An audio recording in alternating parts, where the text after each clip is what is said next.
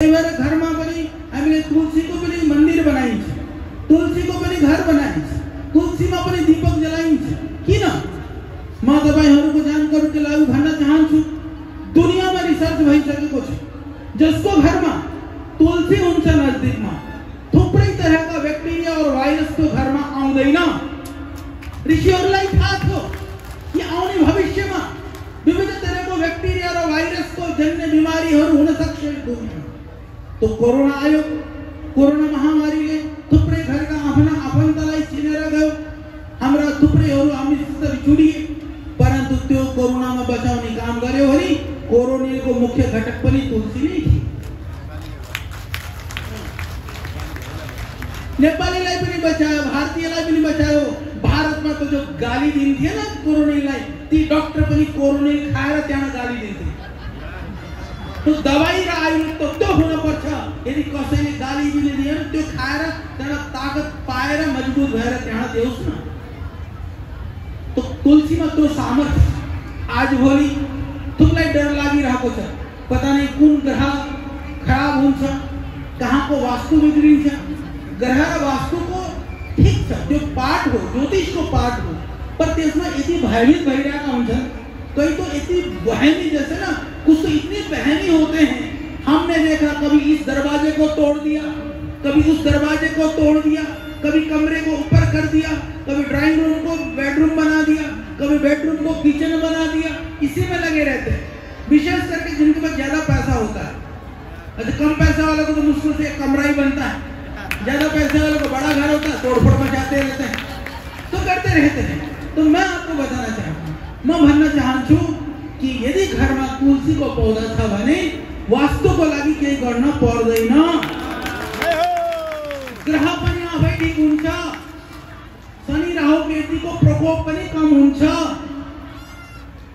तो त्यही भएर ऋषिहरुले हामीलाई तुलसी को महिमा र महात्मा बताउनु भएको हो।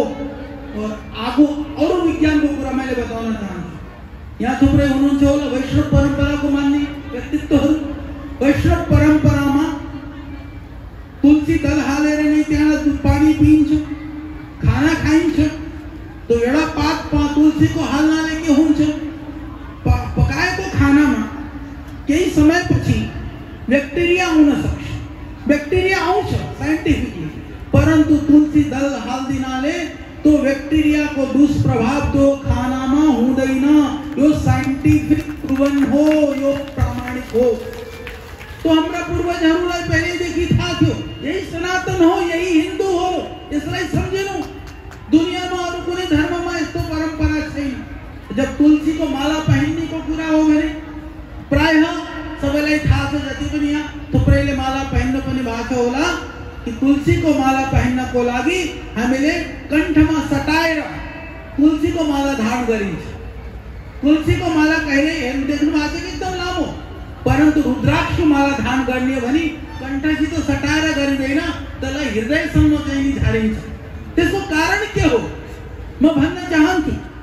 तुलसी को माला यदि गलामा चाहिँ हामीले सटाएर राख्छौँ भने यहाँ तुलसी गलामा के हुन्छ, यो गला घाँटी, ये घाँटी में के हुन्छ, घाँटी में थायराइड पैराथायराइड ग्लैंड्स हुन्छ, यहाँ टॉन्सिल्स हुन्छ, त्यसपछि ऊर्ध्वजत्रु जति छ नि, यहाँ ईएनटी तो सबै माथि नै छ नि, भाइ घाँटी में अस्थिर छ नि पूरा ईएनटी। तो पूरा जति पनि हाम्रो सर्दी जुखाम कफ बलगम आँखको समस्या दिमागको पनि समस्या, त्यसको लागि तुलसी सहयोगी छ।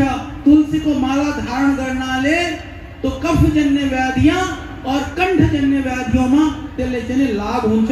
त्यही भएर ऋषिहरुले भने तुलसी धारण गर्न तो टाइट माला गलालाई सटाएर धारण गर्न। हामीले यही देखिन्छौँ, तुलसी पहन्नेले चाहिँ गलामा एकदम कण्ठमा सटाएर पाइन्छ, रुद्राक्षले लट्काएर पाइन्छ। रुद्राक्षको कारण के हो भने रुद्राक्ष बताउन चाहन्छु, त्यसमाथि रिसर्च भएको कि रुद्राक्ष हृदयको लागि लाभकारी छ। त्यही भएर हृदयथि रुद्राक्षको माला लट्काएर त्यसलाई चाहिँ पहिनिन्छ, लगाइन्छ। तो यो विज्ञान हो, यो साइंस हो। तो आज तो ठीक था कि साइंस नमानेर सनातन नमानेर पनि फैसनमा ही सही अब थुप्रैले माला पहनना शुरू गरिसकेका छन्, माला धारण गरेका छन्। परन्तु चाहे फैशन में पहन लो, पर धर्म से पहन लो, भाई माला तो पहनना पड़ेगा, आज नहीं तो कल तो समय आएगा ही। तो क्योंकि इससे मेरा बच्चों को नहीं, एक बार और कोरोना जैसे महामारी आ जाए, माला नहीं, तुमको कहे कि गाय के गोबर की टोकरी सर पर रख के घूमना है तो भी घूमोगे। हाँ, आने दो महामारी, इसलिए तो आती है। जो हमारे अंदर नास्तिकता और प्रमाद और आलस्य जो हमको अपने धर्म से विमुख करता है ना, उस धर्म से जोड़ने के लिए प्रकृति भी कभी कभी हमको थप्पड़ मार करके कहती है गलत चल रहा, तू इधर नहीं अब इधर चल। इसके लिए हमको सचेत होना होगा। इसीलिए कभी अपने मूल को मत छोड़ना। सनातन धर्म के अंदर में यदि विकृतियां हैं, हम नहीं मानते। मैं भी देखो, जन्मना जायते शूद्र कर्मणा द्विज उच्यते, शास्त्रों में मनु महाराज स्वयं कहते हैं। ठीक है, जन्म आदि परंपरा से बाद में छुआछूत की परंपराएं हो गई, बाकी भेद की बातें हो गई। हम भेद की बात नहीं करते। यहाँ भी संस्कृत विद्यालय सभी जाति के लिए खोल दिया गया, सबको पढ़ने का अधिकार है। शास्त्र भी, वेद भी, संस्कृत भी सब पढ़ने चाहिए, परंतु सब आगे बढ़ने चाहिए। मैं ये कहना चाहता हूँ, सनातन में कहीं विकृति दिखाई दे तो सनातन की विकृति नहीं है, वो समूहों की विकृति है, वो समाज की विकृति है, उसको हमें दूर करना है, सनातन से दूर नहीं होना है। तो समाज की विकृति को आप दूर करेंगे, हम दूर करेंगे। यदि हमारे समाज में विकृति है तो दूसरा कौन होता है जो हमारे लिए बोले हम स्वयं सक्षम हैं, हम अपनी समाज की विकृतियों को हम दूर कर सकेंगे और दूर करके दिखाएंगे। परंतु समाज में विकृति होने पर हम समाज को छोड़ करके भाग जाए, दूसरे धर्म के पिछलक्कू हो जाए, ये कौन सी बुद्धिमत्ता है? यह भी नहीं हमें होने देंगे। जो ऐसे छुड़क करके भाग रहे हैं उनको भी पकड़ करके लाओ, बोलो भाई आजा, तू और हम मिल करके, हमारे यहाँ यदि विकृतियां हैं उसको हम दूर करेंगे, पर तुम और हम मिल करके एक होंगे और अपनी सनातन के वैभव को पूरी दुनिया में खड़ा करेंगे। इस भाव से जीना है हमको, इस भाव से रहना है और इस सनातन की परंपरा को, इस वैभव को पूरी दुनिया को दिखाना है। आज पूरा यूरोप से लेकर के अमेरिका तक आ जाओ, हरिद्वार में, ऋषिकेश में, वृंदावन में, काशी में भटकते हैं। यदि क्रिश्चियन धर्म में इतना ही दम होता तो वो लाखों लाखों लोग यहाँ भटक नहीं रहे होते। भाई उन्हीं को देख लो, जब उनको शांति नहीं मिली तो मांसू भात खा के तुमको क्या शांति मिलेगी? लौट करके आओ, सबको लौटाओ। जरूरी है इस बात को हमको बताने का सामर्थ्य भी हमारे अंदर पैदा होना चाहिए। तुम्हारे घर में विकृति हो रही है, अमेरिका से कोई तुमको सुधारने के लिए नहीं आएगा। नेपाली को पीड़ा रदर नेपाली ले होना सक्छ बाहिर को मान्छेलाई हुन सक्दैन नि ध्यान राख्नु। तो हामीले नगरे कसले गर्छ र फेरि? हामीले नसुधारे कसले सुधार्छ? हामीले नबताए कसले बताउँछ? तो आफ्नो बच्चाहरूलाई पनि आफ्नो परम्परालाई जोडेर, परम्परालाई सिकाएर अगाडि बढाउनु। आज विविध तरहको भेद, अहिले भारतबाट जो हावा निक्लिन्छ नि विकृति, तो नेपालमा चाहिँ एकदम आँधी हुन्छ। अब वो मूल निवासी, हामी मूल, तुमी बाहर का, हामी भित्र का। अरे भाई भित्र बाहिर का तो छोड़ा, तिमी मानव बन और हामी पनि मानव बन्ने को तैयार छौं। मनुर्भव दैव्यम जन्म, यो हाम्रो संस्कृति हो। पहले दुई टांग को जानवर होने बंदा दुई टांग को मान्छे भएर तो दिखाओ। तो हम सबको मनुष्य बनकर के दिखाना है, एक होकर के दिखाना है। यही सनातन की परंपरा है। सनातन भेद करना नहीं सिखाता है, सनातन के अंदर विकृतियां नहीं है।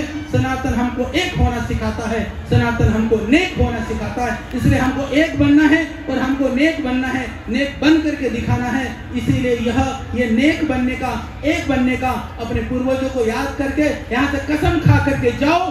सनातन पर आंच नहीं आने देंगे, सनातन को साम नहीं होने देंगे। फिर देखना आप भी खुश रहेंगे, आने वाली पीढ़ियां भी खुश रहेंगे और आपके पूर्वज जहां भी होंगे स्वर्ग में वह भी आपको आशीर्वाद दे रहे होंगे। इस संकल्प के साथ हमको यहाँ से जाना है, इस संकल्प को लेकर के जीना है। क्या हीनता, क्या दीनता, यहाँ आ रहे मुझे पता है। पड़ोसी ने कहा क्या करेगा वहां जाकर के, वहां दिया जला के क्या हुआ? आपने कहा नहीं तू भी चल, तू भी रहने दे। आगे तो ऐसे ही रह गए होंगे। भाई हमको जो कमजोर करने वाले हैं उनसे कभी कमजोर मत होना, उन कमजोरों को मजबूत करने का काम तुमको करना। आज ये जिम्मेदारी ले रहा हूँ। इस नेपाल धरती की कुछ अन्न जल नमक मैंने भी खाया है। मेरे दिल में भी यह जो रक्त और जो मांस बढ़ रहा चल रहा है ना, जो श्वास, इसमें नेपाल का ऋण है। उसी कर्ज को उतारने के लिए मैं आया हूँ। तो इसको समझिए। आप नहीं समझोगे तो कौन समझेगा?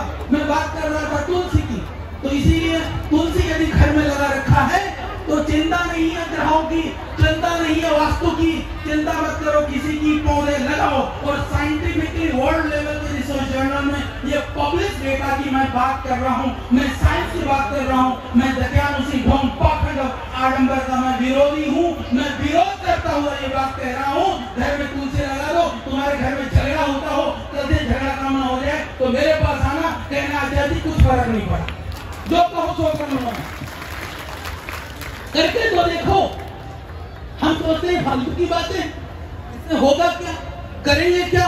अरे भाई फालतू नहीं है, इन चीजों को छोड़ते छोड़ते चीजें फालतू नहीं, तुम फालतू हो जाओगे, तुम बिना काम के हो जाओगे। दुनिया में फिर जो है ना कुछ भी नहीं रहेगा तुम्हारे पास याद करने के लिए। किसको याद करोगे? फिर मासूम हाथ में बिकोगे और क्या करोगे? तो भाई अपने घर में अपनी परंपराओं का पालन करना सिखाओ, बच्चों को सिखाओ, शिक्षित करो, दीक्षित करो और उनको आगे बढ़ाइए। नेपाली में अत्यंत सामर्थ्य, सहनशीलता, धैर्य, ईमानदारी, कर्मठता, पुरुषार्थ, फेरी बनी नेपाल में अवनति की न कारण क्या होला? कारण शायद यही होला, हमें लेचैनी एक दूसरे को टांग खींचनी आदत शायद धीरे ही, उससे बचो। तो जो तुम्हारे देश को पीछे ले जाता हो, तुम्हारी समाज को पीछे धकेलता हो, तुम्हारे आपस के वैमनस्यता को बढ़ाता हो, उच्च नीच का भाव सिखाता हो, उच्च नीच से भेद करता हो, इससे बचो। ये आपको बचना होगा, नहीं बचोगे तो बर्बाद तुम ही होगे। क्योंकि दुनिया के लिए नेपाल वो बाजार हो सकता है, वह तुम्हारे लिए परिवार नहीं हो सकता। इसलिए तुम्हारा परिवार तुमको संभालना है। इसको समझो, इसको समझो और अपने आप को संभालो। तो मैं बात कर रहा था तुलसी के विषय में, तो तुलसी के साथ साथ में मैं आपको एक छोटी सी बात और समझा देता हूँ, क्योंकि विज्ञान के विषय में मैं सोच रहा था बहुत कुछ बता दूं। पीपल के विषय में, अब पीपल का वृक्ष है, पीपल क्या करते हैं बताना जरा। हम कहते हैं भाई पीपल को, बोले पीपल क्या है? बोले विष्णु का वास है। अच्छा मजेदार चीज सुन लो, क्या है हिंदू धर्म को लेकर के जो थोड़ी बकवासबाजी करते हैं ना, उनके उत्तर के लिए मैं आपको समझा रहा हूं। अच्छा मैं आपसे ही पूछता हूं, पीपल में, पीपल को कहते हैं विष्णु का वास है, पीपल के पेड़ में, ठीक है? पीपल में विष्णु का वास है, तो घर के पड़ोस में पीपल क्यों नहीं लगाते भाई? क्यों नहीं लगाते हो? अरे पीपल में भी तो विष्णु है, क्यों नहीं लगाते? बताएगा कोई? मुझे पता नहीं है। बच्चा पूछ लेगा भाई विष्णु जी है तो घर पे लगाओ, कहते भूत रहता है, बोले दूर लगाओ। पीपल में कौन रहता है? बोले भूत। कभी सुना कि भगवान जी में भूत रहता है? या तो भगवान जी नहीं या तो भूत गड़बड़। तो बात क्या है समझो। पीपल भगवान इसलिए है क्योंकि पीपल अत्यंत लाभकारी है, अत्यंत गुणकारी है, विविध तरह के औषधि गुणों से परिपूर्ण है। पीपल के गुणों का ही वर्णन करने बैठ जाऊं, मैं रात भर सुनाता रहूंगा, आप सुनते रहोगे तो भी आप थकोगे भी नहीं और तब भी गुण खत्म नहीं होंगे। तो फिर कहा कि उसमें भूत रहता है। भूत इसलिए रहता है, दुनिया में पीपल ही एक ऐसा पेड़ है, आधा किलोमीटर 1 किलोमीटर तक उसकी जड़ें चली जाती हैं, क्योंकि वो जड़ जाएगी तो तुम्हारा घर भी तोड़ देगा, क्योंकि वो भूत है, इसलिए घर से दूर लगाने के लिए कहा। और दूसरी बात, दुनिया में किसी भी हवा चल रही है कि नहीं चल रही है, यदि तुमको पता भी ना हो ना, पीपल के पेड़ को पत्तियों को देख लेना, पत्तियां जो है ना अपने आप हिलती रहती हैं। तो घर पे पड़ोस में होगा तो छुड़ करता रहेगा, ना दिन में सोने देगा ना रात को चैन लेगा, इसलिए घर से दूर रखना। तो ये हमारे विज्ञान की परंपराएं हैं, ऋषियों को समझाने का ढंग है। और अगला सुन लो, हमारे यहाँ ये हिंदू धर्म में भी ही है, 15 दिन में एकादशी हिंदुओं में ही आती है, बाकी धर्मों में नहीं आता। मुसलमानों में तो महीने भर का रोजा होता है, और रोजा भी दिन में नहीं खाओ, रात को खाओ। रात को खाते हैं और दिन में फिर पड़े रहते हैं। मैं कोई निंदा नहीं कर रहा हूं, करते रहे वो, परंतु साइंस क्या कहता है? साइंस महीने में, साल में 1 महीना उपवास रहने के लिए नहीं कहता है, साइंस हमेशा खाने के लिए भी नहीं कहता है। विज्ञान कहता है शरीर को ठीक रखना है तो तो 15 दिन में एक दिन कुछ मत खाओ, उपवास करो। यही सनातन है, यही हिंदू धर्म है। परंतु आदमी लालची है ना, लालची। अब अगला सुन लो, लालची है तो लालच में क्या, हमको कहीं कुछ भी करते हैं, अरे इससे क्या लाभ होगा, इससे हमको क्या मिलेगा, यही हम सोचते रह जाते हैं। ऋषियों ने कहा, ऋषि तो कह सकते थे द्वादशी करो, त्रयोदशी करो। थोड़ा धार्मिक लोग मेरे को माफ करेंगे, उनको एक तिथि निर्धारित करनी थी। वैसे आप द्वादशी करोगे तो मैं कहता हूँ उतना ही पुण्य मिलेगा, पर कर तो लो ईमानदारी से, पर करते नहीं है। अब एकादशी में भी हमने क्या सोचा, क्या ढूंढ निकाला, मैं बताता हूँ। बोले एकादशी में क्या करनी चाहिए, बोले अन्न नहीं खाना चाहिए। सुन लो सर, फिर हमने विभाजन कर दिया, अद्यते अनेन इति अन्नम, अरे जो मुंह से लिया जाएगा तो सब अन्न है। हमने श्रेणी कैसे बना दी, इसका कोई किसी के पास उत्तर नहीं है। तो हमने कहा अन्न नहीं खाना, तो बोले क्या खाएं, बोले फल खा सकते हैं। हो गया फल का विभाजन। और उसके बाद में फल के बाद में और क्या खा सकते हैं, वो पापड़, पापड़ भा, सिंगाड़ा भा, और क्या क्या भा, आलू तरुण। जब आलू तरुण खा लिया तो बाकी भी खा लो, तो बाकी फिर हमने खानी बाटो खोजो। चलो उसके बाद खेती बाड़ा अपने पेट भरिए ना, क्या करनी, तेल ताले रहा, उमाले रहा, इसलिए कचौड़ी पकौड़ी बनाए रहा। फिर एकादशी भाव या बर्बाद दशी भाव, भाई एकादशी तो भूखा ही रहना को लागे क्यों नहीं, तो एकादशी हमने बर्बाद कर दी। तो एकादशी को दोष है ना भाई, हमरो बुद्धि को दोष है।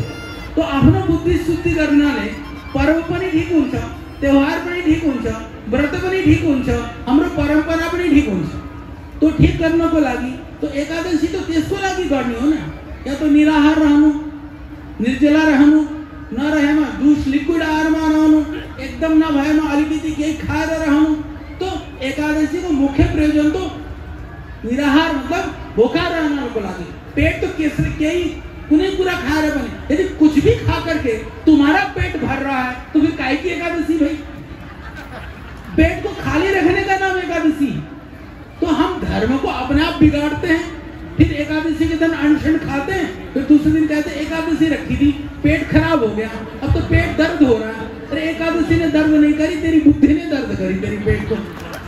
तो हम ध्यान रखें, हम बुद्धि से काम लें। तो हमारे धर्म में खोट नहीं है, हमारे परंपरा में खोट नहीं है, परंतु हमारी बुद्धि में खोट है। तो आओ आज इस तीर्थस्थल में, धर्मस्थल में, इस अर्जुन की धारा में। और बड़ी बात यह है, जलेश्वर महादेव की इस पवित्र धाम में संकल्प लेकर के जाओ कि हम स्वयं सनातन के मूल्य और मर्यादाओं में जिएंगे, परिवारों को भी जिलाएंगे, जो विमुख गए हैं उनको भी लौटा करके ले आएंगे। इसी संकल्प के साथ आप जाइए, और मेरा आना भी तभी सफल है, तभी मैं अपने आप को धन्य मानूंगा। और मुझे विश्वास है कि एक एक भाई बहन इस संकल्प के साथ जाएगा तो वो कोई बड़ा कार्य नहीं है। क्योंकि देखो, यह देश हिंदू देश के रूप में जाना जाता था, तो मेरे भाई दुनिया के 1.5 अरब लोगों से ज्यादा का आस्था का केंद्र था। पूरी धरती में 1.5 अरब हिंदूवादी, हिंदू और बुद्ध परंपरा को मानने वाले लोग रहते हैं। आज तुमने नाम छोड़ दिया, लोग कहते हैं नाम ही तो हटा है। आज 1.5 अरब लोगों की आस्था खंडित हुई है, उनका दिल और भावनाएं टूटी हैं, दिल दुखा है।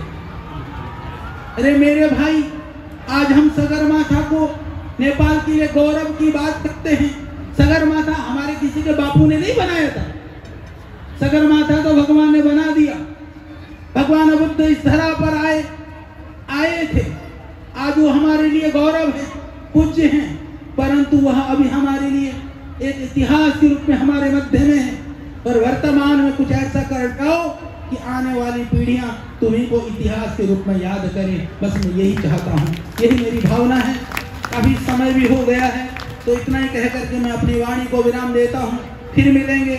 ये प्रथम बार जरूर मैं इधर आया हूँ, इसको अंतिम मत समझना, और जितनी आपकी भावनाएं होगी उतना ही मैं आऊँगा।